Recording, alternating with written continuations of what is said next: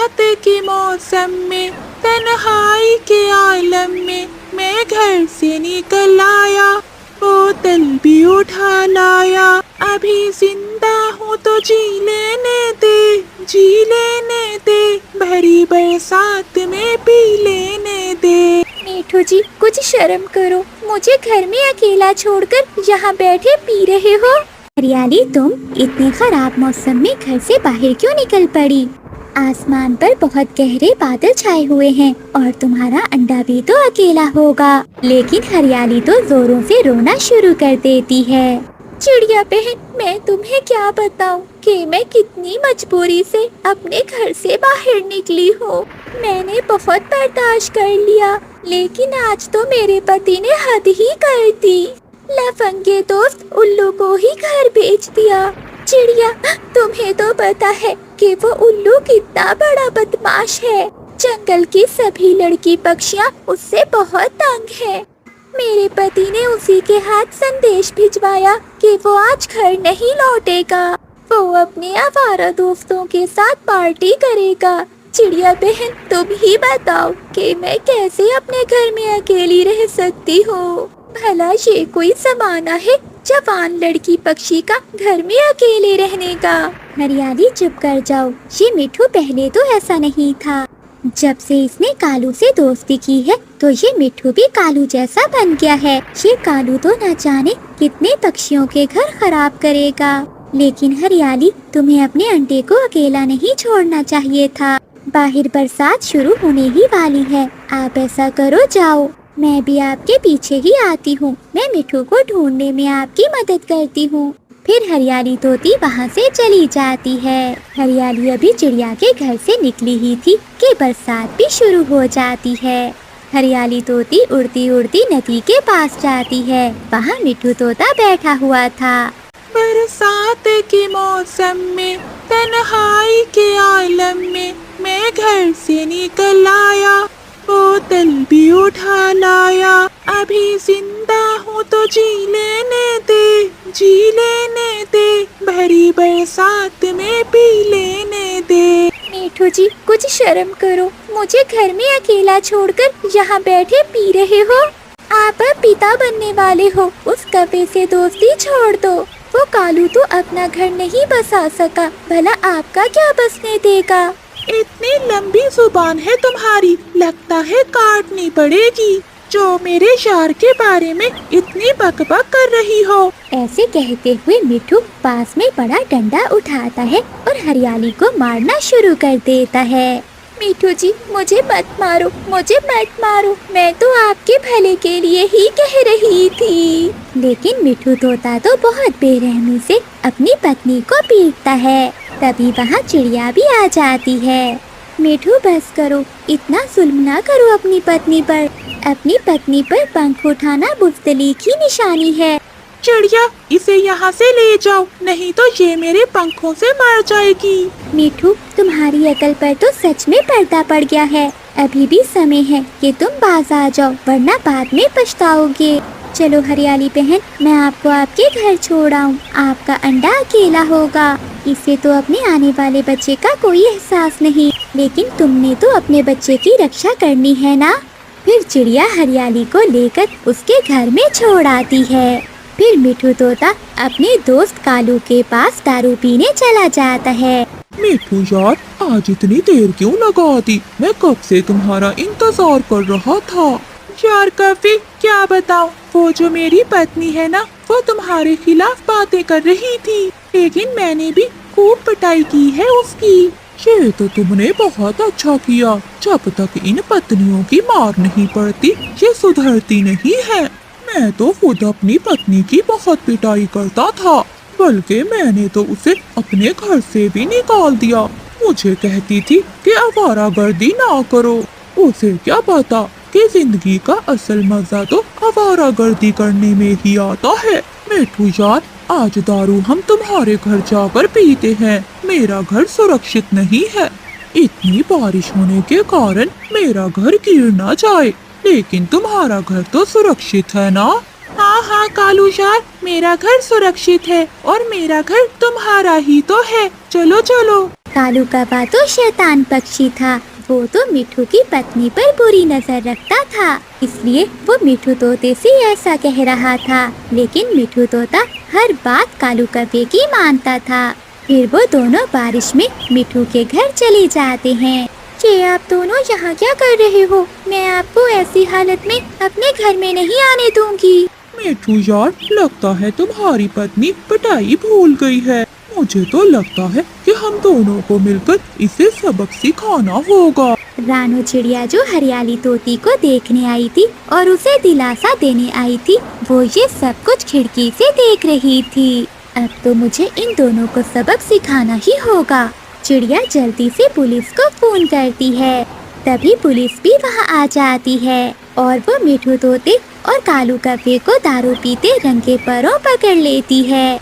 चिड़िया बहन, तुम बहुत अच्छी हो। आज तुमने मुझे बचा लिया, वरना न जाने आज मेरे साथ क्या होता। फिर पुलिस मिठू तोते और कालू कौवे की खूब पिटाई करती है और उन दोनों को 10-10 साल कैद की सजा सुनाती है। फिर हरियाली तोती के अंडे से एक प्यारा सा बच्चा बाहर निकलता है और वो अपने बच्चे का बहुत अच्छे से पालन पोषण करती है।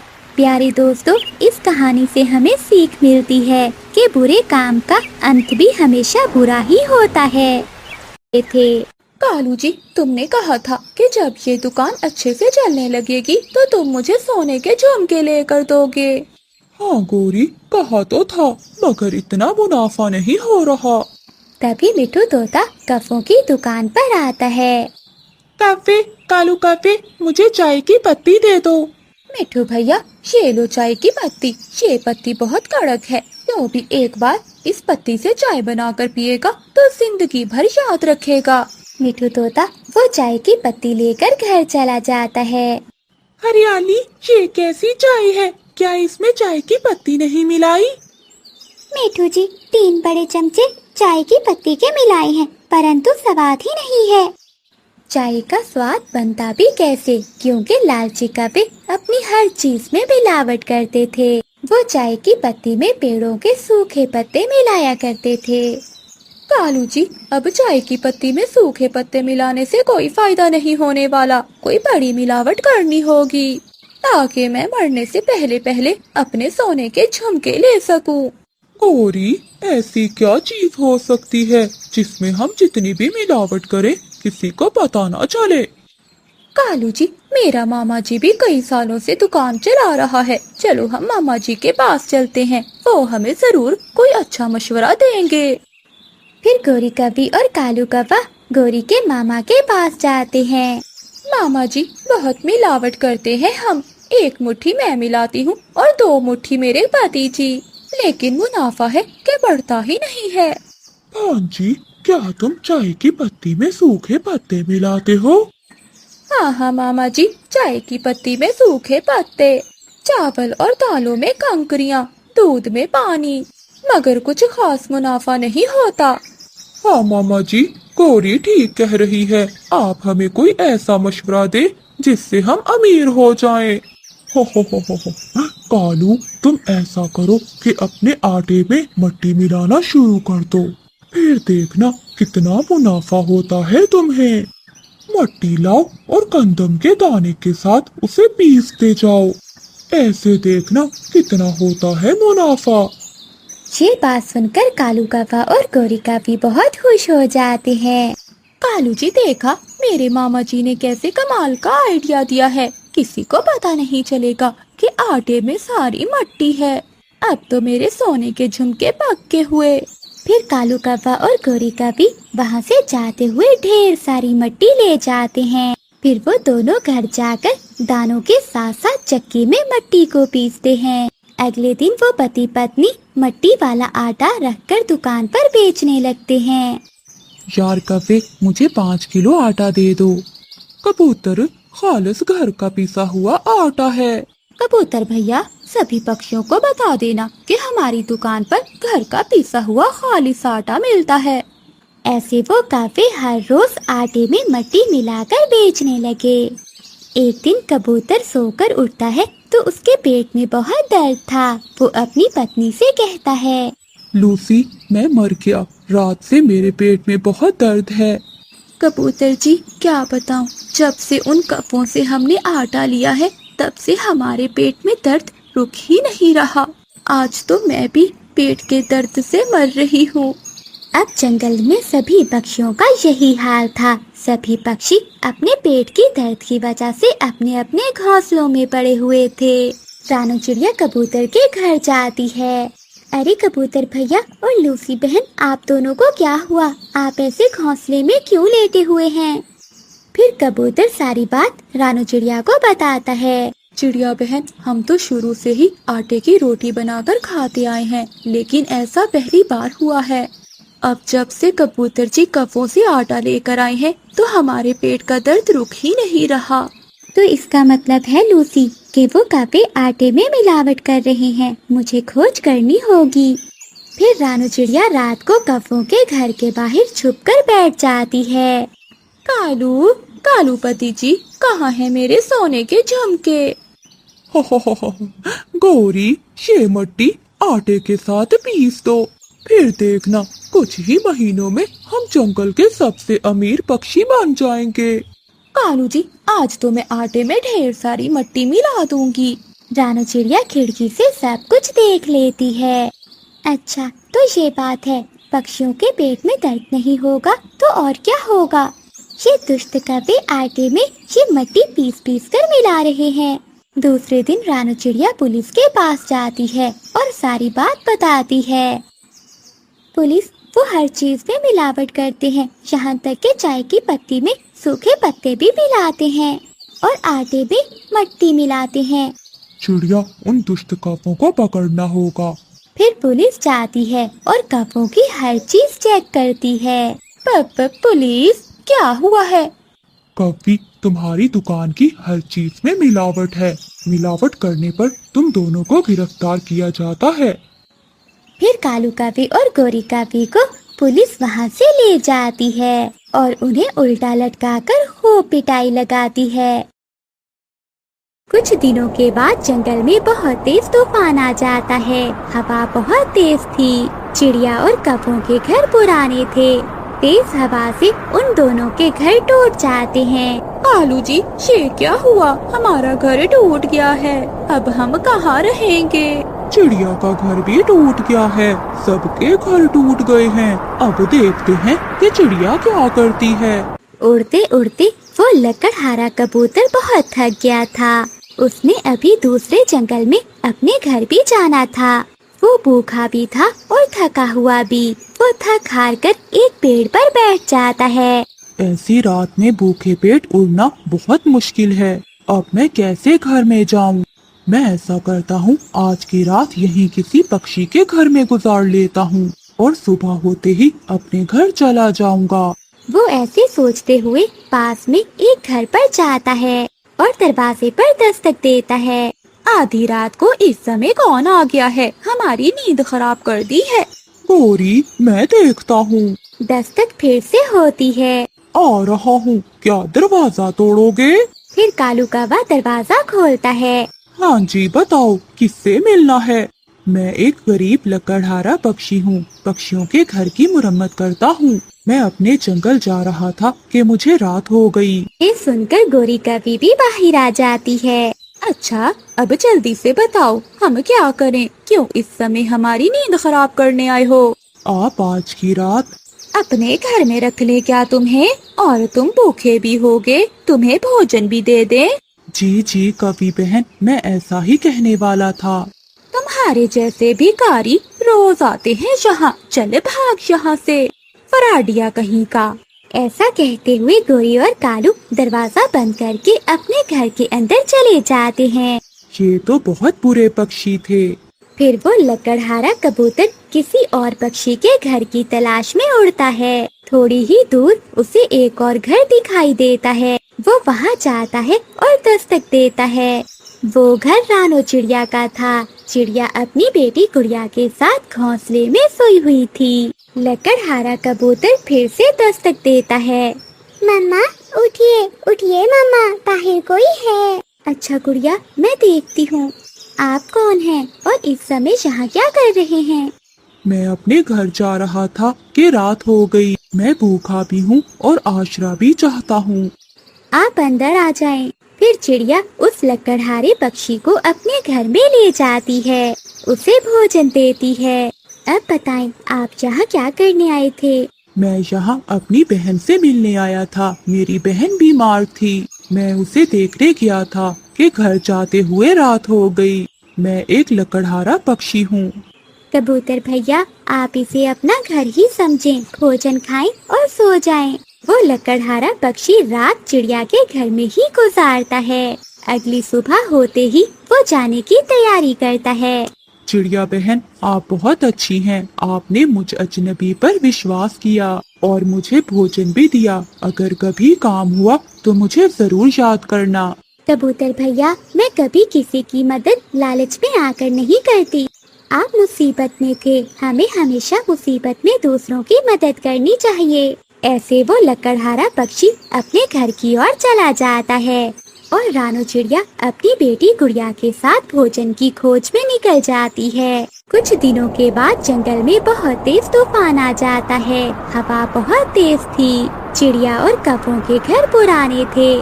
तेज हवा से उन दोनों के घर टूट जाते हैं। कालू जी, ये क्या हुआ? हमारा घर टूट गया है। अब हम कहाँ रहेंगे? चिड़िया का घर भी टूट गया है। सबके घर टूट गए हैं। अब देखते हैं कि चिड़िया क्या करती है। जिस पक्षी से वो अपना नया घर बनवाएगी, हम भी उसी से बनवाएंगे। मम्मा, हवा रुक गई है। अगर फिर से तूफान आ गया तो हम कहाँ रहेंगे? क्यों ना मम्मा, हम उस लकड़हारे अंकल के पास जाएं और उससे अपने घर को बनवाएं। हाँ गुड़िया, याद आया, वो कबूतर तो लकड़हारा था जो उस रात हमारे घर में रुका था। हम उसी के पास जाते हैं। फिर रानू चिड़िया और गुड़िया दूसरे जंगल में उस लकड़हारे पक्षी के पास जाती हैं। चिड़िया बहन, मुझे बहुत खुशी हुई कि आप मेरे पास आई। कबूतर भैया, जब हमारा घर टूटा तो मुझे गुड़िया ने आपका बताया। मुझे तो याद ही ना था कि आप लकड़हारे हैं। चले, मैं आपके लिए ऐसा पक्का घर बनाऊंगा जो किसी भी तूफान से नहीं टूटेगा। फिर वो लकड़हारा पक्षी अपना घर बनाने का सामान लेता है और चिड़िया के साथ चला जाता है और वो जाकर चिड़िया के लिए बहुत ही सुंदर घर बना देता है। गोरी और कालू जब चिड़िया का सुंदर घर देखते हैं तो वो तुरंत वहाँ भागे चले आते हैं। चिड़िया, इतना सुंदर घर? हाँ, और मजबूत भी। ये घर कभी नहीं टूटेगा। कबूतर, कबूतर तुम वही हो ना? हाँ कौवे, मैं वही हूँ जिसे तुमने रात के समय भगा दिया था। चिड़िया ने मेरी मदद की थी, इसलिए आज मैंने चिड़िया का घर बनाया है। वो ऐसे बातें कर ही रहे थे कि आसमान पर बादल छा जाते हैं और तेज बारिश शुरू हो जाती है। कबूतर भैया, आपका बहुत बहुत धन्यवाद। अगर आज हमारे पास घर न होता तो हम बारिश में भीग जाते। फिर वो सब उस घर में चले जाते हैं। गोरी और कालू एक पेड़ की डाल पर बैठे बारिश में भीग रहे। मिठू तोते के बाग में अमरूदों के पेड़ थे जिस पर पके पके हुए अमरूद लगे हुए थे। गोरी कवि वो अमरूद खाना चाहती थी। मैं चिड़िया को साथ लेकर आती हूँ, फिर हम मिलकर दोनों अमरूद खाएंगी। अगर पकड़े गए तो चिड़िया मार खाने के लिए मेरा हिस्सा बटाएगी। गोरी कवि ये सोचकर रानू चिड़िया के पास जाती है। चिड़िया चिड़िया, कहाँ जा रही हो? मैंने सुना है कि किसान ने गंदम की फसल काट ली है। मैं खेत में गिरे हुए दाने ढूंढने जा रही हूँ। चिड़िया, नदी के उस पार अमरूदों का बाग है जिसमें पके पके हुए अमरूद लगे हुए हैं। हम दोनों जाकर वहाँ अमरूद खा लेते हैं। अमरूदों का सुनकर रानू चिड़िया खुश हो जाती है। गोरी, वहाँ कोई खतरा तो नहीं है? ना ना, कोई खतरा नहीं है, बस तुम मेरे साथ चलो। फिर गोरी कवि रानू चिड़िया को अपने साथ ले जाती है। वो दोनों अमरूदों के बाग में पहुँच जाते हैं। चिड़िया, मैं तुम्हें सच बता रही हूँ, ये बाग मिठू तोते का है। अगर मिठू तोता आ गया तो मुझे बता देना। पहले मैं अमरूद खा लेती हूँ और तुम ध्यान रखना, अगर मिठू आ जाए तो मुझे बता देना। गोरी, तुमने मुझे पहले क्यों नहीं बताया? मैं चोरी के अमरूद नहीं खाऊंगी। मगर मैं तो खाऊंगी। फिर गोरी कवि मजे मजे से अमरूद खाने लगती है। पीछे से मिठू तोता भी अपने पंखों में डंडा लिए आ जाता है। रानू चिड़िया दूर से मिठू तोते को देख लेती है। गोरी गोरी, मिठू आ रहा है, चलो भाग चलें। लेकिन गोरी कभी चिड़िया की कोई बात नहीं सुनती और अमरूद खाती रहती है। जब मिठू तोता करीब आ जाता है तो रानू चिड़िया पेड़ के पीछे छुप जाती है। मिठू पीछे से आकर एक डंडा गोरी की पूंछ पर मारता है। चोर चोर, मेरे अंगूर चोरी करती हो? ना ना मिठू, मुझे और ना मारना, मेरे साथ चिड़िया भी अमरूद खाने आई थी। अगर एक डंडा मुझे मारा है तो एक डंडा उसे भी मारो। तभी रानू चिड़िया भी पेड़ से बाहर आ जाती है। मिठू मिठू, ये गोरी मुझे झूठ बोलकर ले आई थी, मैंने तुम्हारे अमरूद नहीं खाए। अच्छा, नहीं खाए तो पेड़ के पीछे क्यों छुपी थी? फिर मिठू तोता एक डंडा रानू चिड़िया की पूंछ पर मारता है और दोनों को वहाँ से भगा देता है। गोरी, तुमने मेरे साथ बहुत बुरा किया है, आज से मेरी और तुम्हारी दोस्ती खत्म हुई। चिड़िया, इसलिए तो मैं तुम्हें अपने साथ लेकर गई थी, मेरे हिस्से का एक डंडा तो तुमने बांट लिया। फिर गोरी कभी वहाँ से चली जाती है। उसका पेट तो भर चुका था, वो आराम से अपने घर में जाकर सो जाती है और चिड़िया बेचारी फिर से दाने की खोज में निकल जाती है।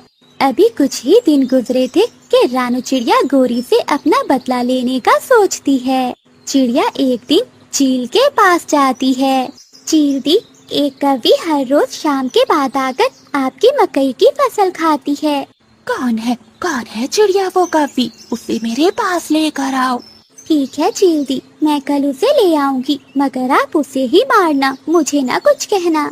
चिड़िया, ठीक है, अगर तुम उस चोरनी को मुझे पकड़वा दो तो मैं तुम्हें मकई के भुट्टे दूंगी। फिर रानू चिड़िया वहाँ से चली जाती है। दूसरे दिन रानू चिड़िया गोरी कौवी के पास जाती है और गोरी कौवी से कहती है, गोरी गोरी, आज तो मैं दावत खाने जा रही हूँ। चिड़िया, मुझे भी अपने साथ ले जाओ, मुझे भी बहुत भूख लगी है। तुम मेरी दोस्त तो नहीं हो, मगर मुझे फिर भी दया आती है तुम पर, मैं तुम्हें अपने साथ ले ही जाती हूँ। चिड़िया, तुम यहीं रुको, मैं अपने पति कालू को भी बुला कर लाती हूँ, उसे भी अपने साथ ले जाते हैं। ठीक है, जल्दी आना, मैं इंतजार कर रही हूँ तुम्हारा। गोरी कौवी अपने घर जाती है। कालू, चिड़िया दावत खाने जा रही है, हम दोनों भी चिड़िया के साथ जाएंगे और रंग बिरंगे भोजन खाएंगे। गौरी, मेरा तो आज मकई का भुट्टा खाने को मन कर रहा है, क्या मुझे मकई का भुट्टा मिलेगा? मिलेगा मिलेगा, सब मिलेगा। फिर गोरी कौवी कालू को साथ लेकर चिड़िया के साथ मकई के खेत में चले जाती हैं। चिड़िया, क्या हम इस खेत से मकई के भुट्टे खा सकते हैं? हाँ हाँ, क्यों नहीं, तुम जितने चाहो उतने खाओ। कालू, मैं तो वो बड़े बड़े भुट्टे खाऊंगी। फिर कालू और गोरी अपने ध्यान मकई के भुट्टे खाने लगते हैं। पीछे से चील डंडा लेकर आ जाती है। रुको रुको, चोर कहीं के, मैं छोड़ूंगी नहीं तुम्हें। चाचा चील दी, हमें तो ये चिड़िया लेकर आई थी, हम तो चिड़िया के साथ यहाँ दावत खाने आए हैं। झूठ, कितना बड़ा झूठ गोरी, मैंने कब कहा तुम्हें यहाँ आने के लिए। फिर गोरी कभी समझ जाती है कि ये चिड़िया उससे उस दिन का बदला ले रही है। फिर चील उन कौवों की खूब पिटाई करती है। गौरी की बच्ची, मुझे ये मार तुम्हारी वजह से पड़ रही है। नहीं नहीं कालू जी, मेरी वजह से नहीं, बल्कि चिड़िया की वजह से पड़ रही है। तब वो जैसा करोगे वैसा भरोगे।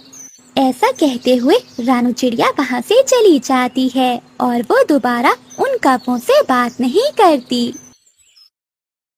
गोरी कौवी अपना दाना लेकर घर वापस आ रही थी कि रास्ते में तेज बारिश शुरू हो जाती है।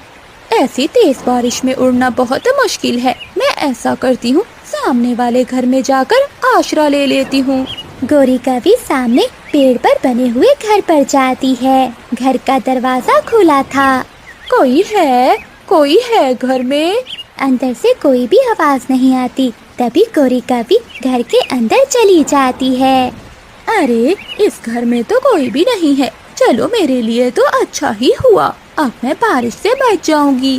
फिर गोरी कौवी घोंसले में लेट जाती है। आज तो कोई भी शिकार नहीं मिला। मैं ऐसा करती हूँ, अपनी बहन से जाकर पूछती हूँ, हो सकता है कि उसके पास कोई शिकार हो। वो बड़ी चील उड़ती हुई अपने घर आती है। बड़ी चील को घर में आता देखकर गोरी कपी की तो सांस ही रुक जाती है। वो डर के मारे अलमारी के पीछे छुप जाती है। चील अपना फोन उठाती है और अपनी बहन को कॉल करती है। बड़ी भूखी हूँ, क्या तुम्हारे पास कुछ खाने को है?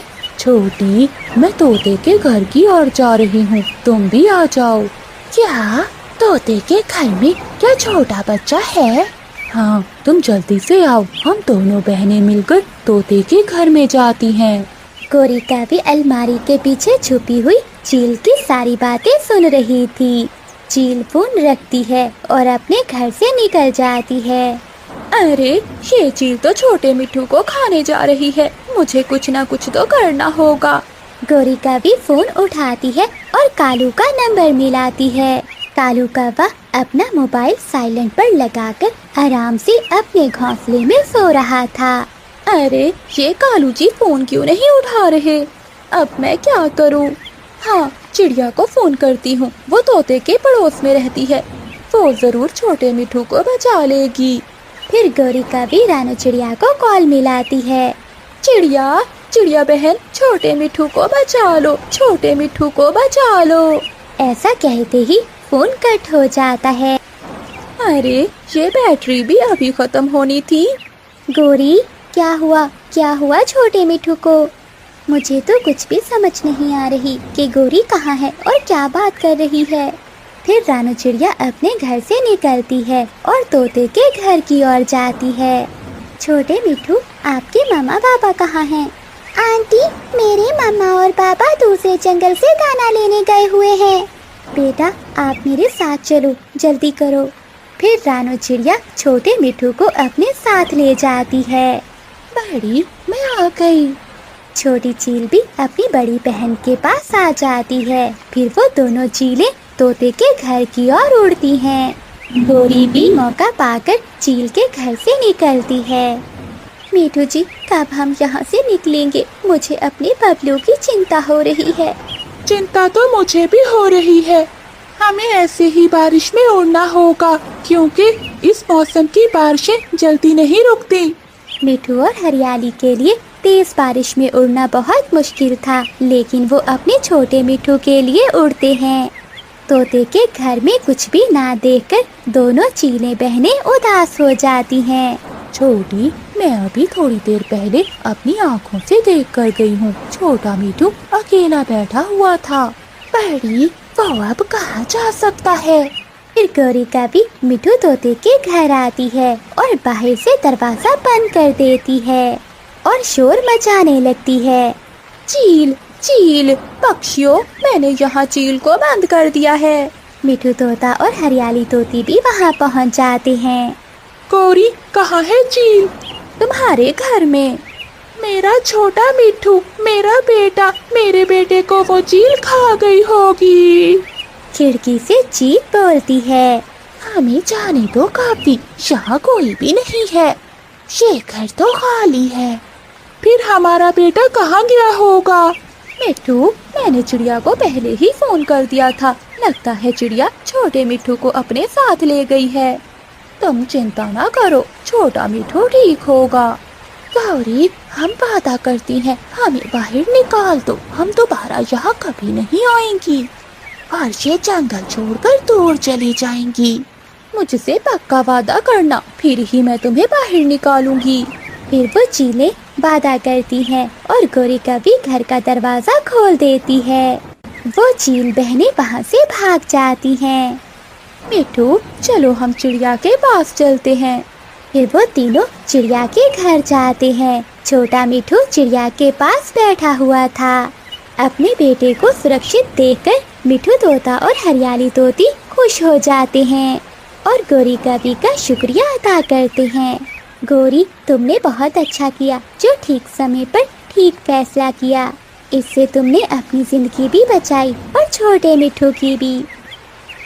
जंगल में गर्मी बढ़ रही थी। मिट्ठू तोता, कबूतर और कालू कौवा तीनों एक घने पेड़ के नीचे बैठे हुए थे। दोस्तों, आज बहुत गर्मी है। ऐसे गर्मी के मौसम में नदी में नहाने को मन कर रहा है। हाँ कफे, मैं भी जाऊंगा। हाँ कबूतर यार, मैं भी जाऊंगा, मैं भी जाऊंगा। फिर वो तीनों दोस्त नदी के ठंडे ठंडे पानी से नहाने चले जाते हैं। कालू कौवा तो ऊंचे पेड़ पर बैठकर नदी में छलांगे लगा रहा था। वो सब बहुत एंजॉय कर रहे थे। मिठू तोता और कबूतर पेड़ से छलांग लगाने के लिए डर रहे थे। कोई नहीं कर सकता, मेरी तरह पेड़ से ऊंची छलांग कोई नहीं लगा सकता। कबूतर चलो हम भी छलांग लगाते हैं। मिठू ना भाई ना, मुझे तो बहुत डर लग रहा है। नदी में नहाने के बाद कालू कौवा अपने दोस्तों से कहता है, यहाँ से थोड़ी दूर एक आमों का बाग है, चलो हम सब वहाँ मीठे आम खाने चलते हैं। मगर कालू कफे, वो बाग तो चील का है, वो हमें पकड़ लेगी। तुम चिंता ना करो, मैंने अपने मामा जी से सीख रखा है कि चोरी कैसे करते हैं। तुम चिंता ना करो, हम अच्छे से चोरी करेंगे और आम चुरा लेंगे। फिर कालू कौवा मिठू तोते और कबूतर को अपनी बातों में लगाकर चील के बागीचे में ले जाता है। सुनहरी चील एक बड़े आम के पेड़ के नीचे सो रही थी। तुम दोनों यहाँ बैठो, पहले मैं आम चुरा कर लाता हूँ, बाद में तुम दोनों भी आम चुरा लेना। कालू दोस्त, जरा जल्दी आना, मुझे बहुत डर लग रहा है।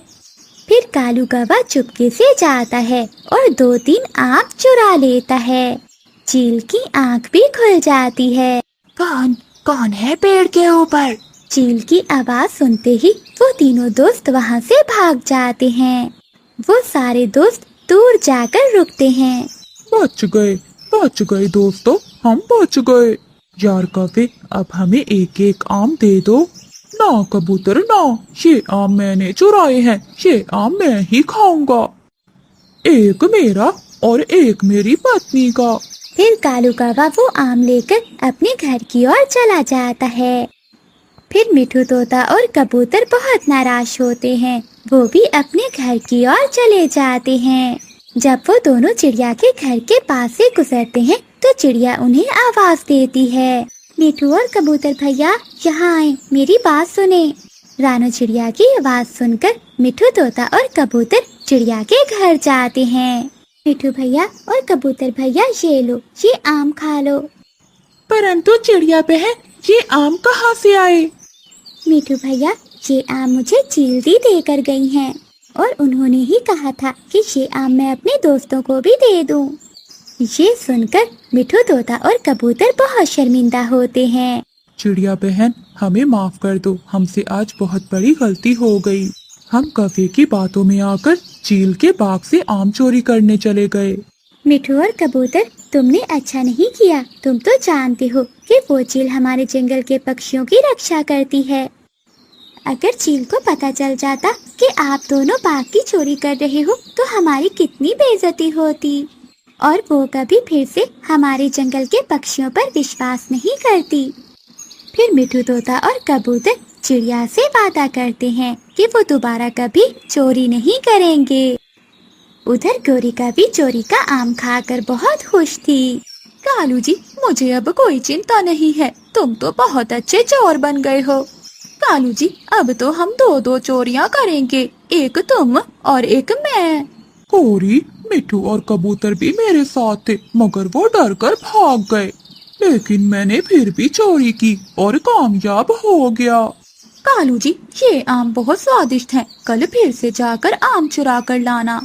मैं कुछ आम अपनी माँ को भी दे आऊंगी, मेरी माँ को आम बहुत पसंद है। अपनी चोरी की तारीफें सुनकर कालू कौवा बहुत खुश होता है और अगली सुबह वो फिर से चोरी करने के लिए निकल जाता है। वो मिठू तोते और कबूतर के पास जाता है। मिठू कबूतर, चलो आज फिर से चील के बाग से आम चुराने चलते हैं। नहीं कपे, हमने चिड़िया से वादा किया है कि हम दोबारा कभी चोरी नहीं करेंगे।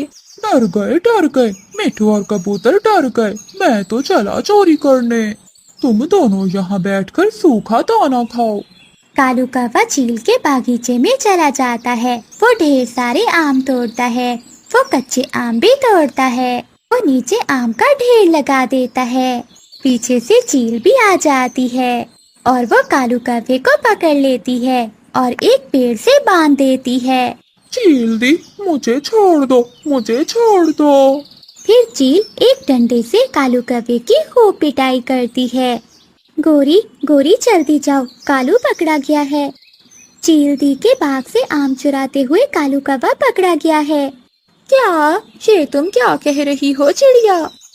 गोरी कौवी भागती है। जब गोरी कौवी पहुंचती है तो कालू कौवे की पिटाई हो रही थी।